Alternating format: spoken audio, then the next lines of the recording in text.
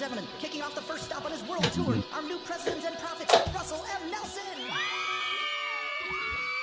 You say you want some revelation, well, here you go. It's gonna blow your freaking mind. Hey, greetings, brothers and sisters. Welcome to the weekly Mormon News Roundup, where Dives and Al ruminate on the great and spacious beehive. This week is October 30th, 2022. We're bringing you episode 31, where we have Mormonism with Murph joining the podcast this week. Glad to have him. In the news this week, we've got John Dehlin and the Open Stories Foundation are being sued. The LDS Church Canadian tithing is under scrutiny. Was BYU an Idaho student called on a mission against her will? We'll find out. And the legend RFM is going to be joining us next week. So welcome, everybody, especially my co-host Dives and our guest, Murph. Yeah, welcome to the Mormon News Roundup, Murph. Thanks, Dives and Al. It's great to be with you. It's an honor. Yeah, happy Halloween to everybody. Happy Halloween. You betcha. Now, Murph, you've got an extremely you've got a very famous YouTube channel there. It's one of the fastest growing Mormon YouTube channels in Ireland. I understand. Is that the case? I would say it's probably one of the only Mormon YouTube channels in Ireland. So it sounds like a big accomplishment, but probably not so much. But no, it's going okay at the minute. You know, it's starting to slowly grow. Now, when did you start that YouTube channel? And I also understand that you just recently hit the 500 sub milestone. Yeah. So I began it. It was around the end of June, start of July. So this past year, I had been doing a PGC to become a primary school teacher, and it was like a very intense year. And then as soon as I finished, I wasn't working, and I was thinking, what am I going to do with my time? So then I thought, hey, why don't I start a YouTube channel? So yeah, it's been going for about nearly 4 months, and just hit 500 subs last week, which, it's still small, it's still slowly growing, but I'm kind of happy with, hitting that small milestone. For sure. That's a really big amount of growth. It sounds like you found a real good audience there. So what do you hope to accomplish with your YouTube channel? Yeah, so my motivations for starting the channel, I think there's different motivations. So I guess if I'll maybe quickly share maybe my background. So I grew up in the church. I would have said I had a testimony as a young man, was active, served a mission. Whenever I was 22, I went through a faith crisis. I encountered lots of things with church history and things with the truth claims that really harmed and pretty much destroyed my testimony. Mm-hmm. So I lost my faith. I left the church for a period, and then at age 23, I would have what I would describe as kind of a spiritual experience. There were different factors that caused me to reconsider and to sort of be spiritually open again. So I felt like I had an experience that called me to come back to the church. But I still you had like a revival of some sort. Yeah, kind of like a spiritual awakening, you could say. But I still had all these sort of questions and issues, and there were still all the problems that, people who leave or critics point to. And there are things that I put on the shelf. There's been things I've been trying to go to maybe more faithful podcasts or apologetics over the years since I've been back. But really what prompted me over this past year is I've had a lot of family members and friends who have left, who have a lot of the same issues that I had. And I sort of realized that I don't have great intellectually satisfying answers. And a lot of these concerns are real concerns. And as I've been doing more research into like apologetics and listening again to like more critics, like diving back into it again, I've realized that there's things that I need to really confront. So that was sort of a motivation to try to be kind of fair, objective, and to try to look at both what critics have to say and what faithful apologists have to say, and try to be neutral and kind of unbiased as I navigate my way through looking at different church history topics and truth claim topics. So that's kind of the motivation for my channel. Yeah, and now we've linked to in our show notes, Mormonism with Murph. We've linked to his YouTube channel in our show notes. And Murph, what has been the reaction to your channel so far? I would say for the most part, it's been pretty positive from both sides. I've had a lot of people saying that they really appreciate my content. They appreciate the research I'm putting in. They even appreciate that I'm trying to be balanced and I'm trying to show both sides. There's been some people who have said in some of my videos, "Oh, like really good video, but which side are you on? Like, are you defending the church? Are you against the church?" So I try to eliminate my bias in my videos. It's hard to do that, obviously, but I try to be kind of neutral. There's obviously be some people who are extreme on either side of the believing spectrum. Those who are very orthodox believers probably don't really like me because I'm talking about controversial things. And those who are very extreme on maybe the ex-Mormon side, who are very against the church, probably don't like that I'm trying to be fair or show any sort of faithful perspective to things. But all in all, it's been mostly positive. But you'll fit in really well here because that's exactly what we try to do. That's actually the target that we aim for, is to have people wonder, are we faithful members? Are we ex-members? Where do we stand? That's what we would like to see. So yeah, and you kind of want to eliminate you've done that. Yeah, you want to kind of eliminate, the us versus them mentality. There can be a lot of division on which side are you on, a lot of, polarization, and you want to be more about dialogue, transparency, openness. Let's discuss these things in a fair, balanced, and respectful manner. Yeah, for sure. Yeah, you don't want it to harm people's relationships. You can still have that respect and understanding. Yeah, you've been able to bring some really big name guests on your podcast or on your channel. Do you have a secret to landing some big time guests? Well, thank you. Yeah, I've had Brian Hales, Dan Vogel. I've just done an interview with Stephen Harper. It's not been aired. It's not been released yet, but he's a BYU professor and historian. Also, people like Robert Boylan. So. I was super pumped and excited whenever I was able to land some of those people to come on. I don't know if I would say I have a secret. I think, honestly, it's just reach out, hope, maybe say a prayer, and if you offer to maybe promote their books or something, then that might be it. But no, it's been great having people like that who've been willing to come on and to just have a dialogue and to be willing to be asked the tough questions. And I want to try to hear, perspectives from both sides. I think that's good, especially for people who are more in the middle, who want to hear both perspectives and to make an informed decision on some of these matters. For sure. It's been awesome to the people I've been able to meet and, have dialogue with. Yeah. So, yeah, it sounds like you don't have a secret to landing big guests. It's more sacred than secret. Is that accurate? Or okay, no, okay, forget that. That doesn't make any sense. Maybe in the case of one of my guests, because one of them was a bit hesitant, and then I did actually say a prayer, and then change of heart, he came on. So hey, don't downplay the power of prayer. Hey, you betcha. Now, so the focus of your channel is, I think about like Nemo's channel there, which is on, fact checking. Yeah. Is that what you're trying to do? Are you a fact checker? Are you a truth teller? Are you a seeker? What exactly are you doing in your channel? No, great question. I would say that I'm definitely a seeker. My goal is not to be an apologist. It's not to just outright defend or try to prove the church is true. But neither is it to be a critic or just try to say all of the problems and try to show how it can't be true. Because I've listened a lot to both sides.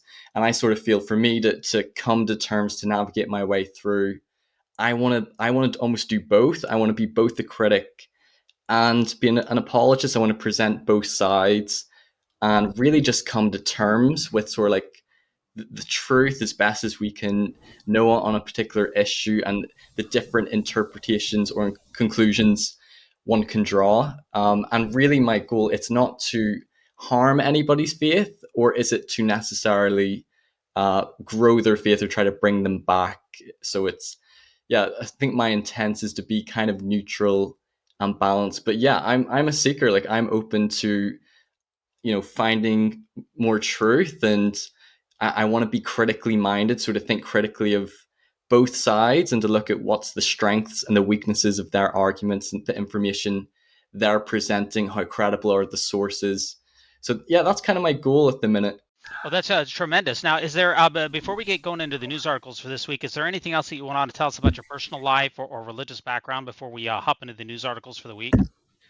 No, not really. Like, I think I kind of alluded to that, but if your guests are wondering, I am still currently active and believing. Like, I'm still in the church, but me coming on, I'm someone who's happy to have a conversation, a dialogue, and I do not feel the need to outright defend the church whenever I feel like it's not a defensible position. I'll share my views and my thoughts. So I'm excited to come on and for what we're going to discuss.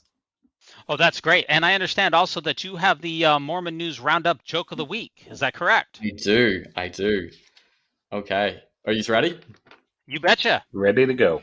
So why was baby Jesus not born in Ireland? This is a good joke coming from Murph, so I have no idea why. No, I don't know. I don't know. Because they couldn't find a virgin or 3 wise men. Oh, no. Oh, man. That's good. That's good. Okay, you're going to fit right in here, Murph. And by the way, I kind of have a follow-up joke of the week, and that's that BYU. I don't know if you guys watch the football there, but they lost again last week to East Carolina. That makes 4 straight losses for the BYU Cougars. And that also kind of reminds me that, somebody sent out a meme that says that there's actually 4 things that adults shouldn't believe in anymore. And number 1 is the tooth fairy. Number 2 is Santa Claus. Number 3 is the Easter Bunny. And number 4 is the BYU football team.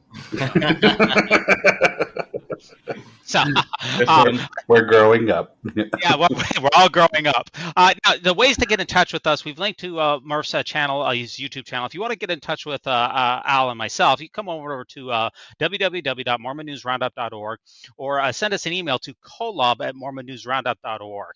We're also on Twitter, and we're also on YouTube. If you get a chance to leave us a like, leave us a subscription, rate us with 5 stars, we would be very grateful for that. And that brings us to our featured news article of the week, which was brought to us by cbc.ca. And this was a Mormon church in Canada moves $1 billion out of the country tax-free, and it's legal. So this was posted on October 27, 2022. And the money collected for charity in Canada is transferred to Latter-day Saint universities in the United States. And this also went along with a kind of an expose by the Fifth Estate, which is kind of like a 60 Minutes type organization in Canada, which reports on, does investigative journalism. And the basic premise of this entire program is they're saying, they're basically arguing, from my perspective, that they're saying the church in Canada is actually, is it a religion that dabbles in business, or is it a business that's also a church? And this is really making the rounds here. What do you think about this particular article, Murph? Yeah, it's definitely been interesting. One thing, so I watched, I read the article and I watched the YouTube video. It was about 45 minutes. And as I was watching it, the guy from Canada, Nigel Kennett, I was looking at him and I was like, he looks so familiar. And I just kept looking at him, I was like, the name looks familiar. And then when he said he was in Calgary, the light bulb went off, and I actually served in his ward. And I've actually sent him a few messages since in correspondence. And yes, he was in one of the wards that I served in on my mission, because I was in Alberta, Canada. I didn't know him too well. I think he might have been either semi-active or less active, so we never went around their house for dinner, but I definitely saw him at church a couple of times, and I think we went and knocked on their door. So that was cool. So Canada is obviously, I love Canada, I love the Canadian people. So that was a little bit of a surprise to me. Some of the things that I noticed was that, so between 2007 to 2022, so over the past 15 years, I believe that nearly 50%, I think that figures 46% of the tithing donations left the country to go to BYU. And that was something that I know was a big surprise to Nigel, that because as far as I understand it, they are tax exempt. They and they get a tax sort of like, what do you call it, like a rebate, or like a what's tax that credit? Tax credit. A deduction. Yeah, deduction. Yes. Yeah, there you go. Yes, and they probably were under the impression that all of the tithing donations would go towards charitable efforts and humanitarian aid in that country. and that nearly 50% has been going to BYU, which technically is illegal or legal, sorry, because Legal. it's kind of like a loophole. It's like a Yeah. loophole because they're allowed to send it to international countries according to the article for if it's like an education or university institution that Canadians can go to. So Canadians can go to BYU, but I think it's only a small percentage. Was it like a couple of percent or 1,400 Yeah, that are Canadians at BYU? yeah, so it's less than 1% of the BYU students are Canadian, but yeah, you're right, 1,400 of them. And it's Yeah. less than 1%, but yeah, the church says, well, it's benefiting Canadian students, so it's legal. Yeah. Yeah, nobody is accusing the church in this article or in the YouTube video that went with it that they've done something illegal. I mean, the church is on the up and up on this. They're taking advantage from wisely. In some ways, you could say they're wisely taking advantage of the Canadian tax code. You know, when I file my taxes, if I have a loophole or if I get a deduction or if there's something I can do to reduce my tax burden, I take it and I don't give it a second thought. I don't know about Exactly. you Yeah. guys. Well, you have kids. I mean, they're deduction, right? Sure. You know, take it. You could be like me. I don't have kids and not take a deduction. You know, it would be illegal for me to take a deduction since I don't have kids. But yeah, this is perfectly legal. Yeah.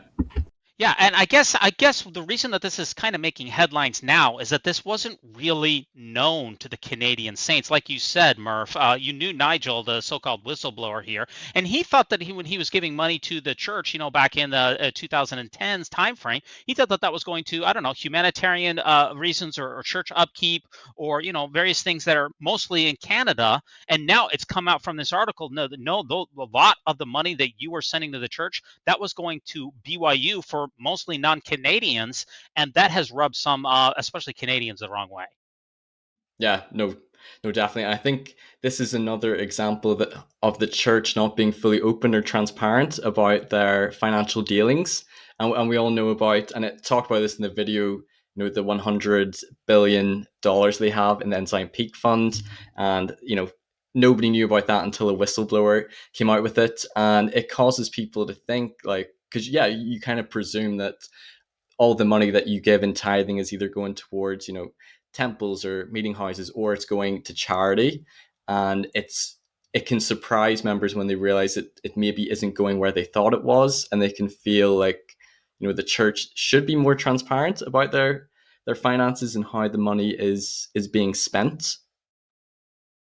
Yeah, and I think one other thing that this article brought up is that some Canadian saints also and also non-saints in Canada, they're saying, well, why are we giving the Church of Jesus Christ of Latter-day Saints a tax break for this Canadian donations when it's going to BYU? And remember, BYU, a lot of people perceive BYU to be an anti-LGBTQ organization.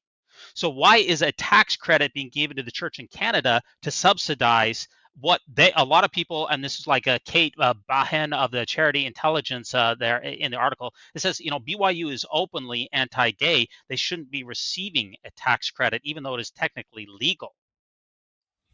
Yeah, I know Nigel said that the tax that they're not having to pay, so didn't he say it was around 280 million or something that the government is losing that they could be putting towards like healthcare, funding education, that they're losing in tax credits? Yeah. And that was something that I didn't think about. Like, they could be using a lot of that money to better their own country as opposed to it, you know, going down to BYU in the USA.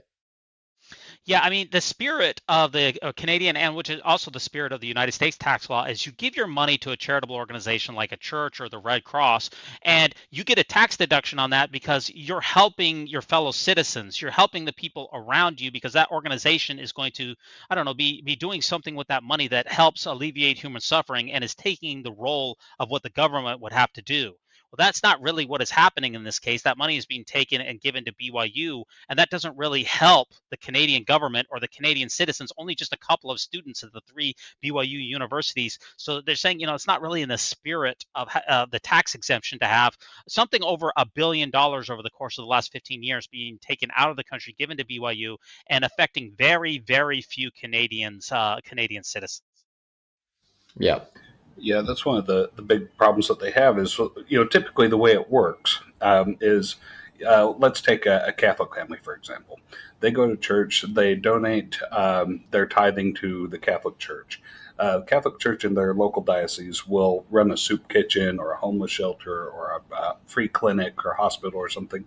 They take that money and use it to feed the hungry or to shelter the homeless or to heal the sick. And so the government doesn't have to subsidize that much that's been given.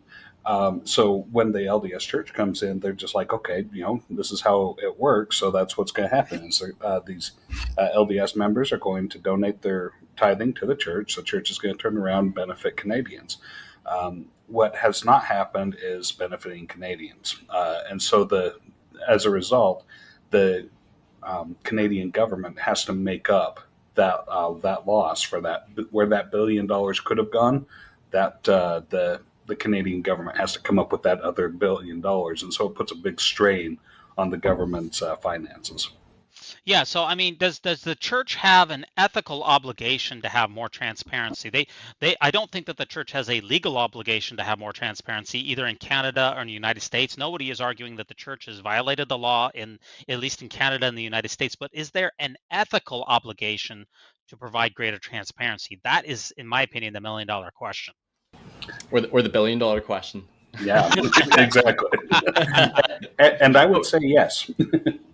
I would agree with you. I think transparency in all aspects. When you look at, for example, things to do with church history that we weren't aware of, and the church has been forced with the internet and that the information being accessible, and those people going through faith crises, they're now trying to move towards being more transparent. Bringing out the saints volumes, gospel topics, essays. So we can't hide these things, and especially when it comes to church finances and people donating 10% of their income, I feel like the members sort of deserve the right to know where their money's being used, and it's being used in a responsible way and the way in which the members would feel happy about it. Of course, the church can control where the money goes, but I think it's worrying if they hide something. I think openness, transparency is what there should be. Yeah, and we don't. People think they either need to be 100% transparent or not transparent at all. Because right now, basically, the church only discloses transparency. I would say that the church, my estimation would be that they're like 5% transparent. But you don't have to be either 100% transparent, which literally where you show everybody your ledger line at all times. You could literally log in and see exactly where your tithing is going, and you don't have to show the exact amount that every apostle is paid and how much the healthcare costs and you don't have to go to 100%. But you can go somewhere in the middle of more than what I think is about 5% now. You could up it to take, say, 25%. You could make steps forward. Remember, we're not living in 1860s Utah anymore. Our modern day generations, the millennials and the Generation Zs, they're used to posting everything on Facebook, on Twitter, on Instagram about what they eat, who they're hanging out with. People are just more used to being more open in our modern day society. And the fact that these leaks come out from this particular article and from Mr. Nielsen with the enzyme peak, if the church would just get in front of these things, it would just look so much better. And since they're all coming out anyway, I don't see why the church is trying to hold on to that last couple of percents of transparency. No, I think it looks more suspicious if they're not being open and transparent. It's better to be, because then people might even come to more stronger conclusions that might even be the true case. There might be more conspiracy. So it's better for them just to be open and transparent, that they shouldn't, even if they're not fully transparent, it would just, I think, help a lot of people to feel better about things. Mm-hmm. Yeah, and I think the church is acknowledging that they've started to come a long way. Starting with the gospel topics essays, I'd say, is about when they started to realize, well, we gotta own up to some of this and be a little bit better about it. So then they released the Joseph Smith papers not too long ago, and then the new volume that they have, Saints, that they've been releasing. So they're making progress, but slowly but surely. Yeah, and this article also talks about the LDS Church Australia's charities, and it's supposed to be one of the biggest charities in Australia, but the Aussies are not seeing that in their communities. The LDS Australia charities, according to this article, has a budget of $100 million per year, and they're supposed to be spending $70 million of that within the country of Australia, but they don't even have any paid employees. So you have a charity that has a $100 million budget, you have no employees.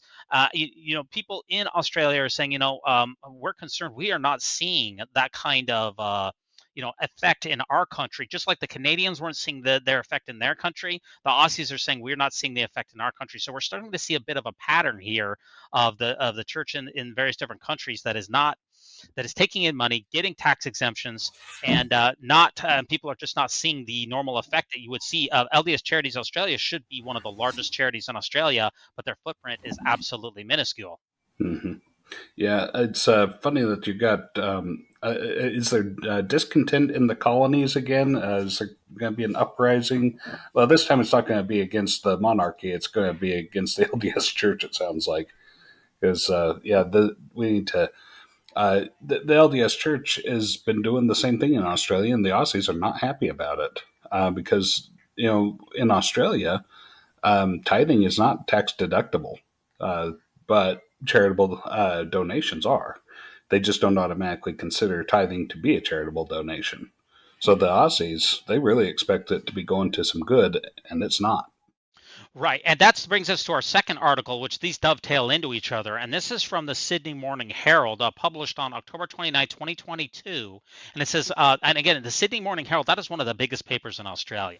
That's kind of like the New York Times for Australians. Yeah. And a front page article, Mormon Church invests billions of dollars while grossly overstating its charitable giving. So it says the church has amassed more than $100 billion in a tax-free fund that invests in multinational companies, as a former member describes as business dabbling in religion. So there's a difference between these two articles. In the Canadian article from the Fifth Estate, no one is accusing the church of any wrongdoing. They're just saying that ethically speaking, it seems like the church could be doing better. But the Sydney Morning Herald, this is different. They're saying that they are grossly overstating the charitable contributions.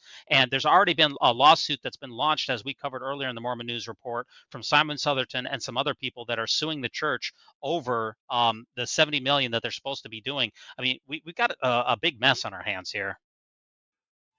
Yeah, and what I found in this article, like the LDS Church is just like, well, trust us. We're saving it for later. We're going to need it, and the church keeps saying, well, we're going to use it when the Lord tells us to use it, and in the way that the Lord tells us to use it. But yeah, okay. But at some point, you guys show something, right? And instead of just like, well, we're going to hold on to this perpetually, because one of the things that we're finding is that the LDS Church is one of the hugest landowners globally. Even, I mean, definitely by and far the biggest in the United States. But outside of that, the church is ridiculously wealthy. So I wonder if they're trying to roll this rock forward and fill the earth by buying up the earth. Buying up all the real estate. Well, Elder Bednar, he was asked about that same thing that you brought up, Al, at the National Press Club briefing back in May, and he said, "Hey, what's wrong with saving money for a rainy day?" He said everyone should have a savings for a rainy day. And is there anything wrong with saving money, Murph? Yeah, it makes me think of who's the bishop, the general authority, who's like Bishop Causet, yeah. And I think his explanation was, he sort of referenced the parable of the talents and how like a good steward sort of like multiplies their talents, maximizes the resources they're given. It doesn't just bury it. So you could see that maybe some of their investments in the stocks and companies, you could see that as, okay, they're trying to multiply what the funds they've been given from charity and from tithing donations. And you could say, well, that's good. But yes, they are. But when you look at it, I think having savings is good to an extent. But when you maybe contrast that with, Jesus saying, give all that you have to the poor and come and follow me.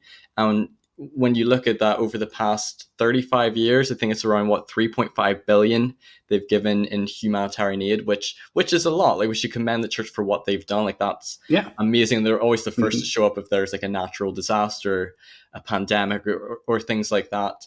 But at the same time, when you look at how much they have, in my personal view, they could be doing more charitable work. I think that's what was sort of the core of Jesus's life and teachings and ministry.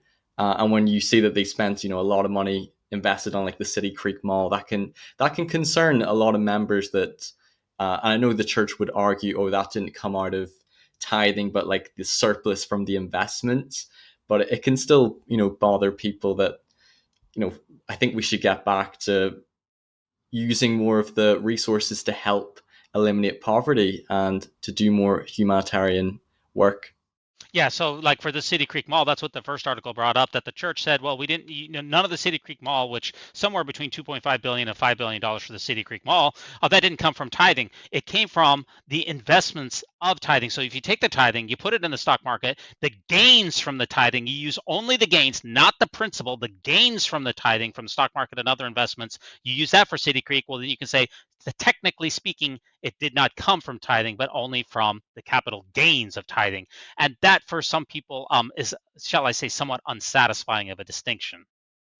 Yeah. For this being a rainy day fund, I mean, it's always raining on somebody somewhere on the planet. You're right. Always raining here. Yep. Yeah, exactly. You have you're on the Emerald Isle for a reason, right? Yeah. So the church is very quick to step up when there's a big disaster, but there's a lot of localized disasters where the church just, doesn't really care. I mean, local disasters saying like, a husband loses his job, and so then the breadwinner for the family all of a sudden doesn't have income. The church says, we'll pay your tithing, and then, go to the bishop, and the bishop will give you food. And, rather than saying, well, if you don't have money, you don't have to pay tithing. Or, we've had an illness in the family that has just been so expensive, and we aren't able to afford these things. And, the church just kind of says, well, it's tough. Well, if you think about the rainy days that have happened since the last few years, the 2008 financial panic, which is where the stock market lost, trillions of dollars, it was a huge, disaster. All kinds of firms went under. Well, there was a disbursement from Ensign Peak, according to Lars Nielsen, during that panic attack, but it went to bail out the church's insurance company. It did not go to any of the members. And if you think about the pandemic, that is the ultimate rainy day. I mean, I can't think of a bigger rainy day in my lifetime than the pandemic. And was there a disbursement from Ensign Peak? Only for the Boy Scout sex abuse scandal, and not again to members. And I just want to read this from the article. Lars Nielsen, who's the whistleblower, said, how is it possible that the people seem to be giving billions of dollars every year, and the church is never spending anything on charitable, education, or religious causes? None of it is going to any of these programs. It was a black hole, end quote. And that's, it's one thing to save money for a rainy day. That is wise. That is smart. But we seem to be seeing rainy days that go past us, and especially in members' own lives, in their own particular lives. And there's very, very little help that comes out. Yeah, it really seems like the church office building might be like Scrooge McDuck's vault at this point, where you can just go diving around, swimming in there, right? Yeah. I'm going to ask you, Murph, do you think that the church, there's a lot of mega churches in the United States, especially in the South, some of these, Southern mainstream and evangelical Christian churches that have thousands of members. Is the Church of Jesus Christ of Latter-day Saints, is that the only giga church in the United States? Well, I believe it's certainly the wealthiest one, having 100 billion in Ensign Peak Fund. So it's a very wealthy church. It owns a lot of companies, a lot of land, or it's got a lot of stocks in companies. So they are very, very wealthy. And like, as I said before, you could view that as they're being smart and they're maximizing their resources, and they're doing more with what they've been given, like the parable of the talents. But then someone else could see it as, well, remember the story of the widow's mite, and she cast in like a really small amount into the treasury, but Jesus sort of like commended and praised her because that was like all she had. And I think the question for a lot of people is, could the church be giving a lot more? I think we've seen that in the past year. In 2021, they gave, what was it, about 900 million or so in humanitarian aid, which was a big increase from the previous years, which is probably because of the backlash that they've gotten over not doing as much because they have so much. But yeah, they're definitely a very wealthy church. Yeah, the issue I have with that last claim, yes, the church did claim more charitable givings this last year in this humanitarian port. But the issue I have, Murph, is that they actually, for the first time this last year, the reason that it went to 900 million is that they started including the fast offerings as part of the charitable donations. Typically, you don't count a fast offering as a charitable donation because I'm giving money to the church and then the church is giving the money to somebody else. That is technically my donation, not the church's donation. So if you eliminate the fast offerings, which hadn't been counted in times past, the church is extremely on par with what is done in the past few years of around $100 million. As you said earlier, since 1985, they've donated $3.5 billion. If you do the math, that's about $100 million a year. And if you strip out the fast offerings, then the churches last year did not increase their charitable givings. Yeah, we have a church full of very generous people, and the LDS Church seems to be very eager when it comes to charitable giving to say, oh, well, the church is all of the people together make up the church. But let me tell you, as soon as you go against what the church teachings are or speak out against the church, then all of a sudden it's like, hey, the church is a big corporate entity and you're not part of it. Yeah, if you look at the article here, the church has $1 billion in assets in Canada. That is just an extraordinary amount. And they take in $100 million per year, but they don't have any soup kitchens. They don't have hospitals. They don't have women's shelters. They only have a few bishop storehouses. And, just people are very concerned about that. That's why there's the lawsuits. And again, the church was asked, speaking of transparency, they said, hey, will you please comment on any of these articles? No, the church is not going to comment on any of these articles. And so the question that I have is, in the general public's mind, especially Canadians, Australians, is the church actually becoming a symbol of greed? Because if you're an outsider who doesn't know all these nuances and you just know that the church is taking all these tax deductions, is the church a symbol of greed, or are people making too much of this? Well, I think the church needs to try to correct that view, because that is definitely the way it's being represented when you read through the article, when you watch the videos, that it's a religion disguised as a corporation or a business. And I think the church would want to try to correct that, because they would not want people to have that view of it in a PR terms. And that is probably going to have an impact on members and their willingness to want to be paying their tithing. So I think the church would need to correct that if that's how people are going to be viewing them. Yeah, I think so. Hey everybody, it's D-Vase here. Thanks so much for listening to the Mormon News Roundup. If you haven't heard about Anchor by Spotify, it's the easiest way to make a podcast with everything you need all in one place. Allow me to explain. Anchor has the tools that allow you to record and edit your podcast right from your phone or computer. When hosting on Anchor, you can distribute your podcast on listening platforms like Spotify, Apple Podcasts, and more. It's everything that you need to make a podcast all in one place. And best of all, Anchor is totally free. So download the Anchor app or go to anchor.fm to get started. By contrast, and going into our next article, actually, so we have one of the wealthiest churches in the land, and then what about the individual members themselves? So this next article is going to talk to us about where the average LDS member stands with regards to how wealthy are they.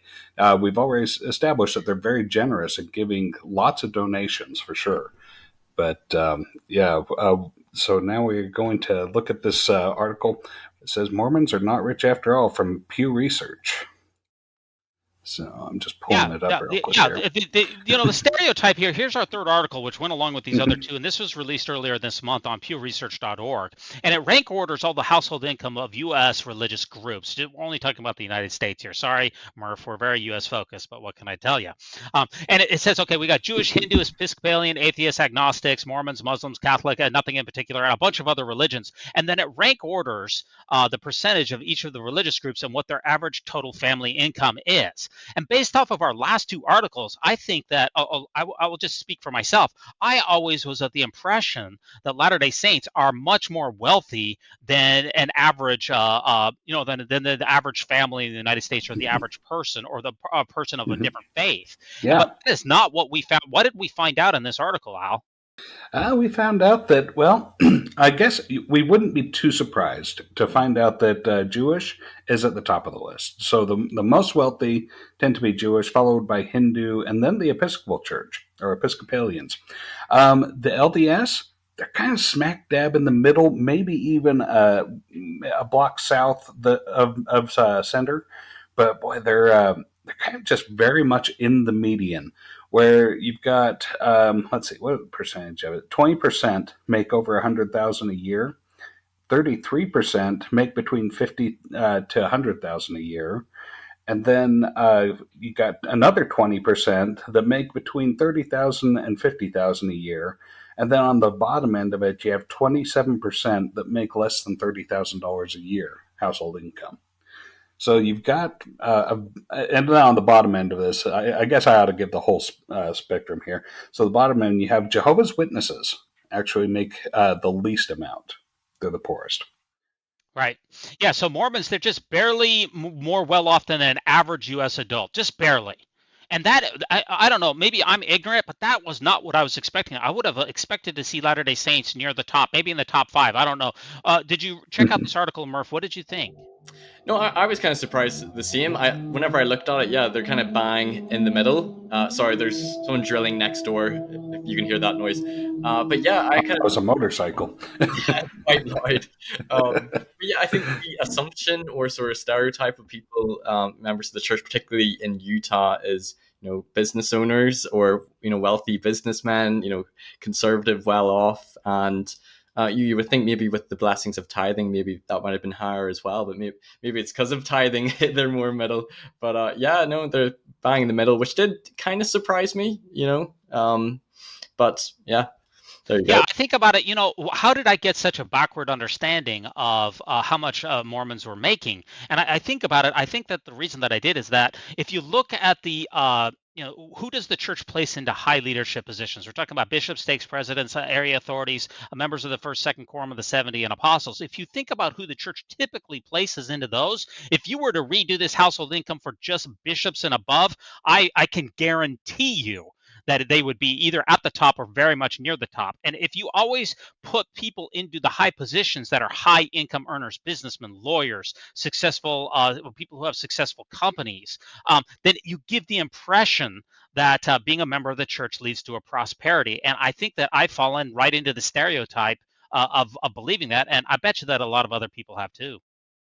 I think so, and especially when it comes to like the donations that the church has, we would assume that that the average LDS person, because they give so much, that they have so much to give from. We find that no, actually, they give a lot, but it's just from an average income. So I would expect this to mean that the average LDS person has a pretty low standard of living compared to their neighbors that are not LDS. Especially since they have bigger families. Yeah, for sure. There's a lot less money to go around, but they also give 10% of that to the church. That is true. So let me ask you, Murph, if Latter-day Saints, if they're basically in the median of the United States, how did the church then get so wealthy? It would make more sense to me, that the church has become the wealthiest church perhaps in the world, maybe only second to the Catholic Church, but the members are perfectly average. So there seems to be a juxtaposition. How could the church get so wealthy if its members are just, average earners? Well, that's the question, isn't it? Well, I think, like we talked about earlier, the church has probably done well in saving and investing the money to increase the savings that they have. But there's probably people in the top bracket who are very wealthy who can contribute to the church's sort of tithing as well. That's true. I also think about the fact that the church has a very successful and somewhat not well understood LDS philanthropies, and that's where instead of when you die, instead of giving your estate to your children, instead you give your estate to the church. And there is I think a surprising number of people who instead of leaving their money, their homes, their farms, their stocks, instead of leaving it to their families, that they leave it to the church. And when you have that kind of a paradigm, you're going to generate wealth in a very rapid manner. Oh, absolutely. This, when you consider that, how many people have, amassed whatever wealth they have beyond the tithing that they've already been paying, beyond the fast offerings and other donations that they've been making. And then you look into what they leave at the end of their lives. Yeah, the church is growing by leaps and bounds for sure. All right. You ready to take us on to the next article, Murph, or do you have anything else to say on this one? No, we can move on to the next one. All right. So what we're going to talk about next, I've been asked to lead this one. So John Dehlin and the Open Stories Foundation is getting sued. Legal action is being taken against them. I know, it's crazy. So Jen Camp, she used to be a co-host for Mormon Stories. I think she started, it was around maybe March or April of this year. It was only for a few months that she was co-hosting. And then sometime during summer, it might have been the month of August, she stopped co-hosting and was no longer working for them. I heard from my sort of informants that something had happened and that things could get ugly. But she released a video on her channel. She started a new channel or podcast. I think it's Our Truth Be Told. And she released a video, but it's been taken down. So unfortunately, listeners won't be able to go and watch it. But she talked about that she's going to be taking legal action and suing John Dehlin and the Open Stories Foundation. She didn't go into specific details, but she talked about in that video that she felt that she had I don't want to put words in her mouth, I don't remember a word for it, but like a traumatic, unhealthy work environment experience. She talked about having an interaction with John Dehlin. They had a meeting. She used words such as feeling intimidated and harassment. Now, she didn't specify what that is, verbal, physical, sexual. We don't know at this stage. But then she says that she reached out to the board of directors, and she was then informed that there was a restructuring and she lost her position. And so she is going to be filing a lawsuit against John Dehlin. And you could see in the video, she was quite upset. She was quite emotional about it. She felt hurt and wronged. And she's seeking, justice in some ways. Now, I think we have to be careful. I like to remain quite neutral because we've not heard anything from John Dehlin. We've not heard any defense from him or the Open Stories Foundation. We don't even know all the details from Jen. She's spoken out, but it's still quite vague. But it'll be interesting to see what will happen, when they go to court, what the evidence will be, what the outcome will be. But this certainly will have a lot of media attention, and it could have an impact on the podcasting community depending on the outcome. I don't know, what are your guys' thoughts on that? It's definitely quite juicy. Yeah, for sure. We had you had this one up, Murph, mostly because you were one of the few of us that was able to watch the video before they made it private. So yeah, this one it is going to be an interesting legal battle, and I assume it will be fairly public. I think that at least Jen wants to have her story heard. I know that a lot of people didn't really care for Jen as a replacement for Kara, but I think she did the best job that she could. It just, I think a lot of it has to do with personality and just her, the way that she is. I just don't think that people necessarily jive with her style compared to Kara's. And yeah. No, I personally felt, Jen, I think she spoke a lot from her heart as a co-host, and it's not easy, being in front of a camera or a microphone and talking about these things. And she's relatively new, coming out of her faith crisis, so yeah, you can see that she's processing a lot of things. She probably is experiencing maybe some trauma from leaving, because it's a traumatic thing, and you could tell there were things they were talking about that maybe she wasn't completely familiar with, and it was emotionally triggering for her. So I think I could see those aspects that maybe she felt like, she just was on very quick to replace Karen. Perhaps she didn't feel ready for it. But there have been people who have been, on Reddit and stuff, smearing Jen, that, she's wanting public attention and, she was a terrible co-host. And I think, people are entitled to their opinions. I feel like that's very harsh. Yeah. And I feel also that people should be careful and just wait for what comes forward and the evidence of it, because at the minute we should just be neutral and we shouldn't take sides when we don't know enough of what really happened. Yeah, I mean, first of all, I don't think anyone can accuse the Mormon News Roundup of any bias, since we're covering both the church getting sued in Australia and John Dehlin getting sued. Talk about that. Let me tell you, folks, that is fair and balanced. Okay, so I love it. Okay, number two. Look, I just have a little bit of a problem with this, okay? Because I did watch the video before it got taken down. So you're going to come out, you're going to say that John Dehlin behaved inappropriately, that he wronged you, that he harassed you, that he demeaned you, that he did all of these things. And then people, I think you're putting that out in a public sphere. People are right to then say, okay, so can you give us some details? And then she says, no, I won't give you any details. All I can tell you is that I had a horrible, horrible experience, and I'm going to take it to court. For me, it really kind of feels a lot like mudslinging. You won't give us any details. You're just smearing someone, and you're not providing any evidence. The whole thing strikes me. Look, if she was wronged, then sure, she should be able to get recompense. She should be able to go through the legal avenues of whatever it is. But it just seems like it's just, I don't know. I feel very slimy about this whole thing. I don't know. Yeah, I've seen some people on Facebook do something similar where they're just like, I'm not going to tell you what's wrong. Just pray for me right now. Everything's terrible. And people say, well, what's going on? I just told you, don't ask me what's wrong. Then don't tell us. Well, that's fine if it's just you in your own personal life. If you say something's going on with me right now, leave me alone. But if you say, oh, yeah, this other person's, he's evil, he's horrible, he's reprehensible, and he did something against the law, and they said, oh, really, what happened? You say, well, I'm sorry, I'm not going to tell you. I just have a bit of a problem with that. I don't know. Yeah. But that does take us, Murph, to our Mormon News Roundup poll of the week. So if you come on over to us on Anchor, you can visit us with this podcast we're on Apple Podcasts, we're on Spotify, we're on Castbox, and we're also on Anchor. If you come over to Anchor, you'll be able to interact with us in our Mormon News Roundup question of the week, and also with our poll of the week. And this is our poll of the week. Al, will you read us the poll? Okay, so the question this week is, how do you feel about John Dehlin and the Open Stories Foundation getting sued? Okay, so, Murph, is it number one? Chickens coming home to roost. Oh boy, I hope not.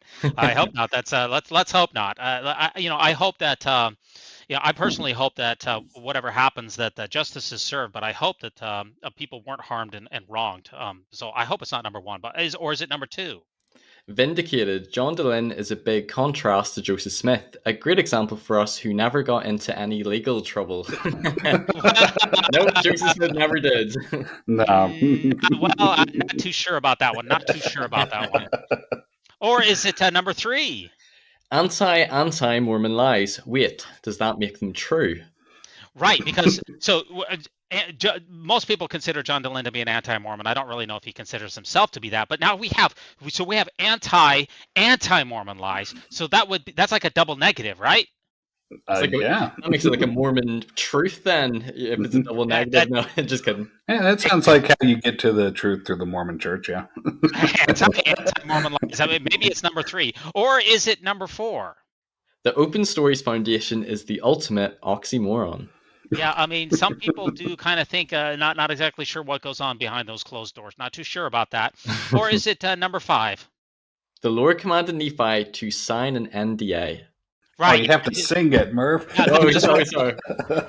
The Lord commanded Nephi to sign an NDA. Yeah, it's very familiar. Yeah, I think inspired by the primary today. They did the primary presentation. That inspired my singing there. Yeah, good. Yeah, I think that's in First Nephi chapter 3. Not too sure about that, but yeah, we got NDAs here. Not too sure about that. Or is it number 6? So much for forgiving 70 times 7. Yeah, I thought that's what Jesus said, Al. That's exactly what he said. Yep. But that's not. But that's not if there's money on the line. Is that correct? Or true? Yeah. Yeah. Contracts and whatnot. Yeah. Oh, if there's contracts, then you don't forgive it all if there's a contract. I got it. Or is it number 7, Murph? Without consulting my rock and a hat, I'm not sure what to believe. Yeah, that would help. I understand. I've been told that really helps when it comes to getting answers. I'm not too sure about it, but I've been told that. So honestly, Murph, this is the toughest poll I think that we've ever put together. This is a really because all of these answers, these are not good answers. But what do you feel about John Dehlin and the Open Stories Foundation getting sued? Which one of these best represents how you feel? Oh, it's a tricky one. So I don't own a rock myself, but I do own a tennis ball. So if I consult my tennis ball, maybe it will give me the answer. Okay. Well, unfortunately, my tennis ball just says U.S. Open 2020, so I don't know what that means. I don't think this works very well. Murph, you are starting to remind me of Hiram Page here, and I am greatly concerned. Oh, please don't let me get excommunicated. That's Hiram Page did the same thing. He had his own seer stone, just like you've got your own tennis ball, and that didn't work out very well for him. So for our listeners, if you'll come over to our Anchor, you'll be able to interact with us on our Mormon News Roundup poll of the week. Now we have 3 final news articles for this Mormon News Roundup for our articles, and Murph, you have the next one as well.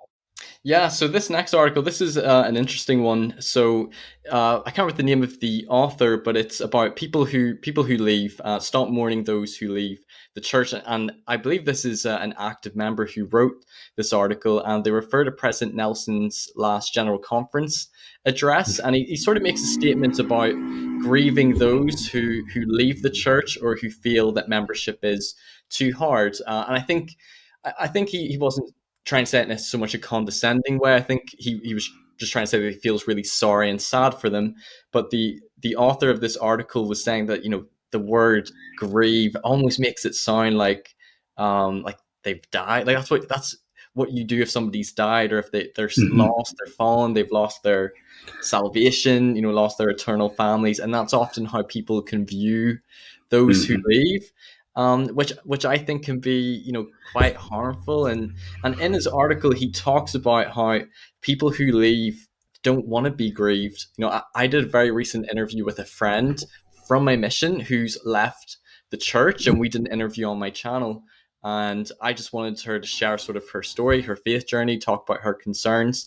And to my surprise, she was in a very happy and a very healthy place. She seems to have processed her faith transition in a very healthy way. And she seemed genuinely happy and had really positive things to share about her church experience. And, she just felt like it's not for her anymore. She disagrees with some of the church's history or its positions on, LGBT or, men holding the priesthood and things like that. But to me, like who am I to say, oh no, you have made the wrong decision, you're unhappy, you're miserable. And a core teaching of the church is agency, the freedom to choose. And it also ties in with an article of faith, the freedom that all men have the right to believe and worship how, where, and what they may. And we should allow people that freedom to believe what they wish and to make their own decisions in their own sort of spiritual life journey. Because it's, God's plan is one of agency. If you believe in the LDS plan of salvation, it was Satan's plan. He wants to force people to follow a certain system and to put people in a box. And the article also talked about horrible teachings, maybe in the past, statements from church leaders, saying that it's better to die than to leave the church. And I understand to some members, they would see it as, well, they've lost their eternal family, they've lost their salvation, and that's why it's so serious. But I feel like there can just be a lot of judgment. There can be a lot of divisiveness. There can be a lot of labeling to those people who leave. I experienced it whenever I left, and I felt so misunderstood and so judged. And there was very few people who wanted to just listen and empathize and just understand in a respectful way. And I think that's the hard thing when people leave the church. Often family members can turn on them, or there can be divisions, and their relationships can be strained just because they no longer, believe in the truth claims or go to church. And I just feel like is that what God would want? Yeah, they can take it quite personal, can't they? For sure. It's like saying, well, yeah, I am giving you the right to exercise your agency. You can choose to go to outer darkness if you want, but don't expect me to be happy about it, right? Have you ever heard that one? Because I know I've heard it several times. Yeah, and that can just frustrate people more. And I understand, if they come from the position, well, if the church is true, then this is the one true path. But we all sort of walk by faith, if that makes sense. So I think there should be understanding and empathy and humility. And in fairness to President Nelson, he actually gave a BYU address. It was like a devotional, and I actually really liked his quote in this. He talked about how, like, if people leave the church, continue to love them. We shouldn't judge them for their decision, and in turn, they shouldn't judge or disrespect you if you decide to stay and your faith. And I actually give kudos to President Nelson for that. I thought that was a really great quote. I shared it in a recent Elders Quorum lesson. Most people really liked it. There's one person that was kind of like, oh no, they're apostates if they leave. But ultimately, we have to hate them. That's not what Jesus taught. He said, don't judge your fellow man, don't judge anybody, which includes those who leave the church. And whether or not you believe that they're lost or they're fallen, like when you look at like the teachings of Christ, like the parable of the sheep, like they're not lost to Jesus. And like if you believe in Jesus, then you should, and trying to follow him, you shouldn't be judging them. You should love them and leave them in your hands, and it shouldn't have to change your relationships. And even if you disagree, there can still be respect and empathy and understanding. That's my take on it, and I agreed so much with this author of the article. For sure. This article was by Gordon Monson. He's a columnist at the Salt Lake Tribune.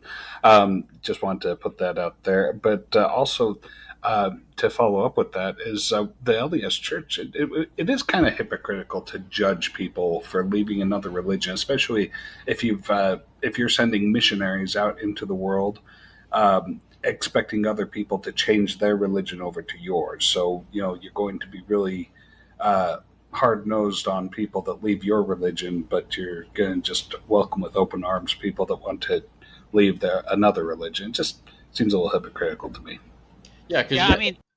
Sorry, Divaz. I was just going to say, you get people who would leave, say, being a Jehovah's Witness, and they'd be like, oh, good for you. Like, you were really courageous and brave, investigating your religion and, questioning things. And now that you've gotten out of that cult, and it's hypocritical. But then if they were to leave our church, you would say like, oh, well, you've been deceived and Satan's taken hold of your heart and you shouldn't have been asking questions or looking on the internet. Like it is hypocritical.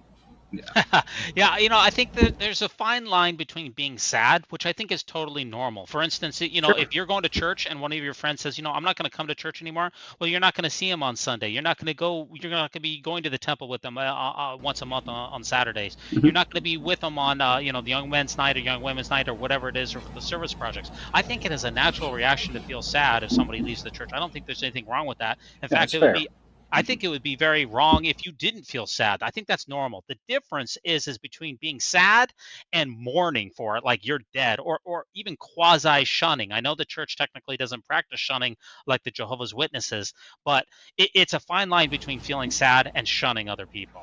Yeah, I mean, you might not consider it shunning, but because you still invite your cousin that left the church to the family reunion. But just because he shows up to the family reunion doesn't mean you're going to go talk to him. Yeah, it shouldn't impact your relationships with people. And I think you can feel sad for someone, but you can show it by empathizing with them. And I think if you judge them or cut them off, that's not really, in my view, grieving them leaving the church. That's you judging them and cutting them off. And people want to be validated. They want to be, empathize. And often I think those people that are the most judgmental are the ones who understand the least, probably the ones who aren't aware of what their problems and issues are. Yeah, absolutely. Yeah, absolutely. This podcast is brought to you by our friends over at Signature Books, www.signaturebooks.com. We invite you to check out their latest book written by Romney Burke, which is entitled Susie Young Gates, Daughter of Mormonism. Brigham Young had over 50 wives and 56 children, but none has better name recognition than daughter Susie Young Gates. She lived from 1856 and died in 1933.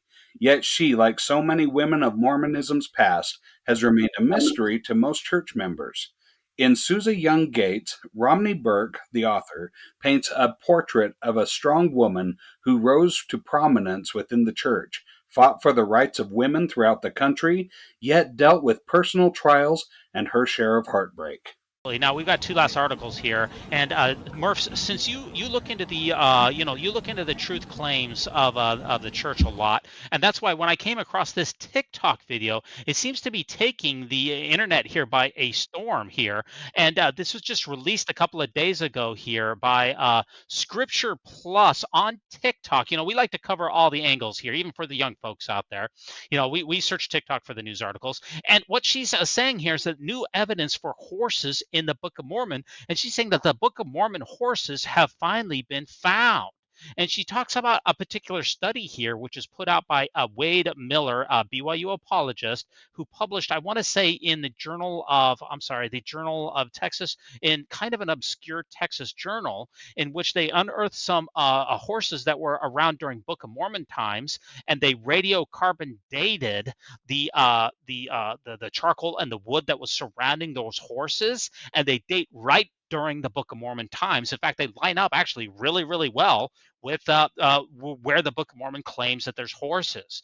I love the comment section in this. It says the comments as they say, "Hey, thanks for putting together good stuff." Exmos, they're crying right now. All these faithful members are just jumping in on this. Did you watch this?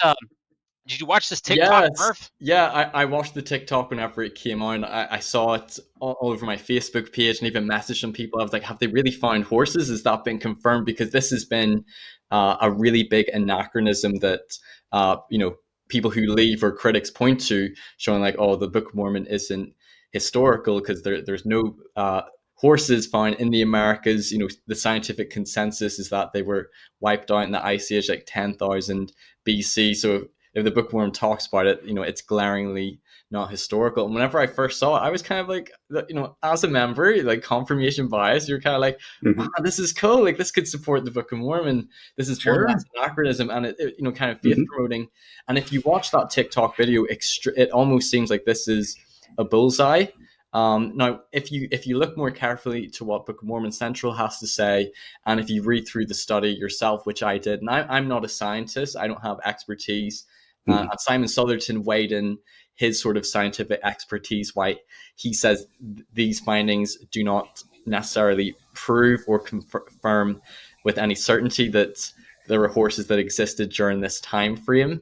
But they say that, the findings aren't conclusive yet. Like you said, D-Bez, it was the organic material around it, like the charcoal and the wood and so forth, that are the carbon dating in them dates to Book of Mormon times. But it's possible that the bones could have been mixed in with it. So they can't say with any certainty that, because they haven't tested the collagen in the bones, and that'll probably be the most accurate test to determine if these Book of Mormon horse bones, which were the horse bones of the prehistoric horse before the Spanish came. So that would be the best way to test, did these horses live to the Book of Mormon time periods? Mm-hmm. Yeah, because they tested the charcoal and the wood from the layer of soil, right? Where the horse bones were found. So I'm curious, like how deep they had to dig in order to unearth these bones, because if it was, say, grave deep, then I guess that wouldn't be all that surprising to find horse bones in a layer of soil. But I mean, if we're talking about 10, 20 feet down, where it's just been thousands of years of dust and earth covering it, then probably something to it. But I think that there's several explanations that could go along with this. One of which is that according to DNA studies, the primary ancestors of the indigenous peoples of the Americas came across from the Bering Strait up from Russia over to Alaska and down, and most of them come from East Asia, like Mongolia. Well, Genghis Khan was, he conquered most of the world on horseback, so the Mongolians, they had horses. So sure, if they were coming across the Bering Strait, I don't see any problem with them bringing horses. But one thing that we do have is, this doesn't make ex-Mormons cry, because this is just, horses were around during the time of the Jaredites, during the time of the Nephites. there doesn't explain anything about elephants or Nephi being able to escape Jerusalem while it's under Babylonian captivity. So. Yeah, it opens the door potentially for the presence of horses. It's certainly not a bullseye. It is certainly not a smoking gun. Sure. And as Simon Southerton said, because you tested the charcoal in the wood, that is one of the least most valuable ways of testing, of radiocarbon testing something. They tested the collagen from the bones, but the problem is that the figures were inconclusive. So I think far from saying this is a bullseye, this is just something to be more considered. The fact also that it came from BYU apologists and in an obscure journal, and that the citations that they put into the article were from very old sources. Some of them were 20, 30, 40 years old.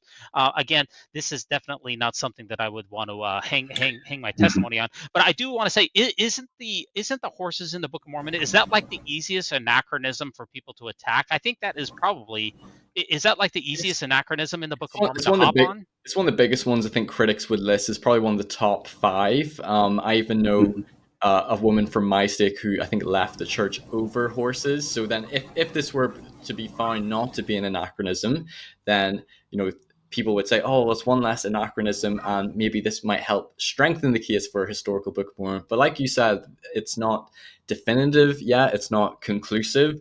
So even though, members who believe that Book of Mormon is true, confirmation bias, you'd want to just jump on this, but I think we should be hesitant until further testing can be done to validate the results. But even then, if it does confirm there were horses during Book of Mormon times in the Americas, it still does not prove the Book of Mormon is true. There's still that element of faith and epistemic humility that members would have to have. But I suppose it would be one less anachronism, so to speak. But yeah, you brought up with the Native Americans and DNA, which is still a problem. Yeah. If you come on over, go ahead. I was just going to say, illusion. One touchdown does not win a football game. Just ask BYU. Okay. Yeah, if you come on over to Anchor, this is our open-ended question of the week. It's how do you feel about the possibility of newly discovered horses on the American continent during the Book of Mormon times? You can come on over to Anchor and submit that to us. By the way, our official sponsor is Signature Books. We want to thank them so much. And if you like what we do and you want to hear more of us, you can come on over to Patreon. Just search for Mormon News Roundup. We have a couple of tier levels. If you feel like you can support this podcast, we would be very, very grateful. That does take us to our final news article of the week. Yep, this one is a real interesting article from BYU-Idaho.edu. We've got a young lady who is a Paralympian who received an unexpected mission call. Ooh. Yeah, so the article is by Isabella Salazar on October 24th. And Taylor Talbot, she is an LDS young lady who's a Paralympian. She's blind, and she's attending BYU-Idaho as a student currently. But she also is legally blind and runs track and field in the she ran track and field in the 2020 Paralympics in Tokyo, Japan that year. So she has said that she's always wanted to serve a mission, but she's also been really dedicated to the Paralympics, and she's done very well at that. So she kind of took the approach of, well, ever since she started, training with the Paralympians and, getting to know the people down there, she started sharing the gospel with them and telling them about the church. And she's been able to, get a lot of people interested. So she thought, well, maybe this will be my mission. And so she started praying about it. And the Lord said to her, no, you don't need to go on a mission because this is kind of your mission, is performing in the Paralympics, and you're putting up a great face for the church by doing this. So she didn't bother to fill out papers and go talk to her bishop or anything. She just decided, well, this is how it's going to be. And then President Nelson actually came and gave a talk, and she heard it where he said that people. Let's see what it says. He gave a devotional to Latter-day Saints in California. He said, no matter where you are, whether you're in Northern California or all the way down to Chula Vista, which happens to be where she was living at the time, you're here to preach the gospel. And she says, that's when it hit me. Oh my gosh, I'm on my mission. So, Talbot is, she was so thrilled about that confirmation, so she sent a letter to President Nelson thanking him for the devotional. And then a little bit later, her stake president calls her up and says, the prophet would like to extend a call to you to go on a service mission. Wow. So against her will, I mean, the title of the article is a little misleading, but because she was perfectly fine with it, right? Yeah. Whenever go ahead. Sorry, Divas, you go ahead. Oh, whenever I have a clickbait article, you can say anything you want as long as you put a question mark in it. So that's why I said against her will, because she did not submit an application to go on this mission. Taylor Talbot is a BYU Idaho student who recently received her mission call. However, she didn't submit an application. This is unprecedented. Yeah, like what I find kind of cool about this story is because there can be a lot of guilt and shame for people who don't go on missions, particularly the young men, because it's considered like an obligation or a priesthood duty. Now she's a woman; there's not the same obligation. Although talking and hearing from some women, they can feel that pressure to still go on a mission, and they feel like you have to serve a 2-year full-time mission in order to share the gospel. And I thought it was cool that she received an answer not to go, and I sort of like that like she felt like she got that personal answer from God that no, that's not the right thing for her. I felt going on my mission was like the right thing for my life, and like I felt like it was the right thing in my next step in my journey. But there's been people I know who either went on a mission and came back early and it was really harmful for them with their mental health and such, or people who didn't go and they feel guilt and shame, or like they're a failure. And I like how like there's so many ways you can still serve or still share the gospel even if you don't go on a full-time mission. I think it's awesome that she gets to pursue her dream as a Paralympian, and then she was given this service mission opportunity as well. I don't know if I would say it was against her will. I know that the normal process is you fill out an application. I think she wrote a letter to President Nelson, and then he wrote one back offering this as like an option, and then she took it, and this is sort of like her being able to live her dream while still sort of sharing the gospel. And I think it's good that the church is providing different options for like if doing a 2-year full-time mission abroad isn't suitable for someone, that they can do a service mission in their local area. Now, the only thing that as I was listening to it, putting on my critical hat, was I thought, well, was this sort of a special allowance, or was this perhaps favoritism towards her because she's maybe a famous sort of Paralympian that maybe other people may not, have been given the same sort of reward or opportunity? Don't know what your guys' thoughts are on that. That's definitely a thought that went through my mind as well. Steve Young was probably the most famous, where he was told not to serve a full-time mission because he was drafted to the 49ers. So they said, you'll do a lot more good getting the word of the church out that way through playing football than you would by going and knocking on doors like other kids. But they've also done similar things with like Elizabeth Smart was encouraged. She was a very prominent LDS person from Salt Lake City, was encouraged to serve a mission, so she served a mission to Paris, France. Hers was full-time proselyting. David Archuleta, another one that was encouraged to serve a full-time mission. So they do like to get success stories out there. In my local area, there was a young lady who had suffered a disaster, and I don't know if she applied to service as a service missionary, but she has been for the last couple of years growing flowers and making flower arrangements for the local chapels and the temple here in the local area. So I know that the church really likes to get those success stories and inspiring stories out there. So Yeah, if you think about the early church history, back in the days of, even back in the days of Kirtland and Nauvoo, you didn't submit an application to go on a mission. You yeah. were called on a mission. And in fact, that was true even in the Utah years, all the way up until, I don't know, like the early 1900s. A senior father could be given a mission call from his bishop, even though he had 5, 6, 10 children. He'd go on a mission for several years, 3 to 7 years. There was no application. Your bishop was supposed to know his flock and know who was supposed to go. He sent that up to Salt Lake and you got your call. So yeah, I don't know, maybe we're taking a step back into the past, but it's not all that uncommon. Yeah, it seems like they're starting to drive that a lot more strongly lately amongst the youth, is trying to call them in to meet with the bishop and say, have the bishop say, I feel inspired that you should serve a mission, so they get a lot more young people to go. Also, I think think and feel at the same time. So I think that they are using service missions a lot more, and I like to see that, actually. In fact, my own nephew, my brother's his bishop.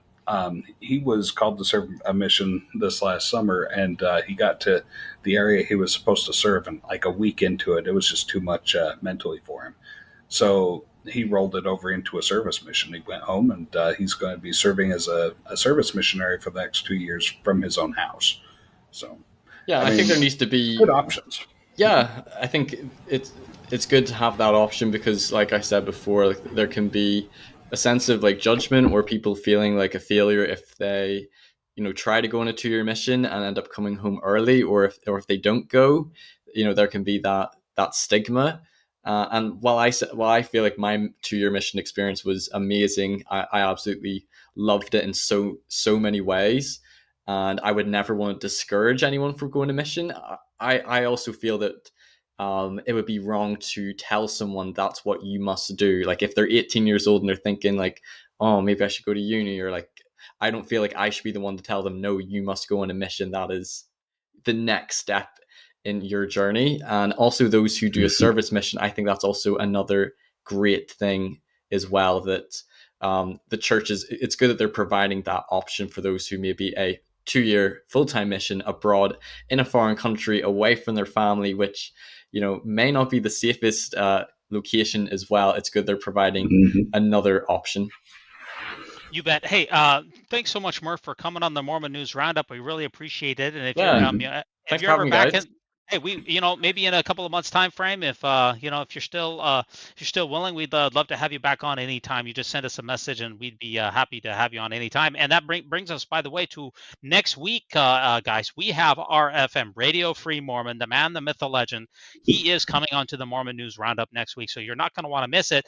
Murph has left some big shoes to fill, though, so that's going to be, be tough for RFM to fill those shoes. RFM is the Bigfoot of the Mormon podcasting world. He's so articulate, he's so intelligent, and he's so funny and witty. I love RFM. Even in my most TBM-y mode, RFM I just love that guy. Yeah, he's great. No, it's been super fun coming on here, having this dialogue, and I'd be more than happy to come back again. It's been refreshing talking about like current church news, because this is something I don't dive into that much. I'm more interested in the history aspect and truth claims. So it's been like a nice breath of fresh air to talk about these things, and it's been super fun.